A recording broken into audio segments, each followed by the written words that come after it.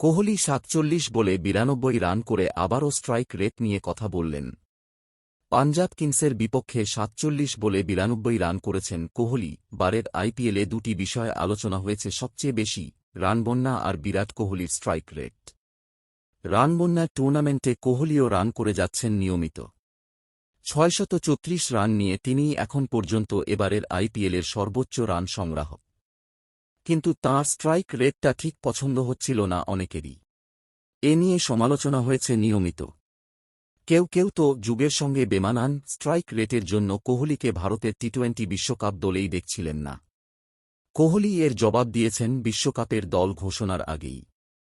বিশ্বকাপ দলে থাকার পরও বিষয়টি নিয়ে কথা বলেছেন ভারতের সাবেক অধিনায়ক। গতকাল পাঞ্জাব কিংসের বিপক্ষে ৪৭ বলে ৭-৪ ও ৬-৬-এ ৯২ রান করে নিজের স্ট্রাইক রেট নিয়ে আবার কথা বলেছেন কোহলি। আগেরবার গুজরাট টাইটান্সের বিপক্ষে ৪৪ বলে অপরাজিত ৭০ রান করে সমালোচকদের এক হাত নিয়েছিলেন তিনি। এবার অবশ্য কারও সমালোচনার জবাব না দিয়ে স্ট্রাইক রেট নিয়ে বলেছেন ইতিবাচক কথা।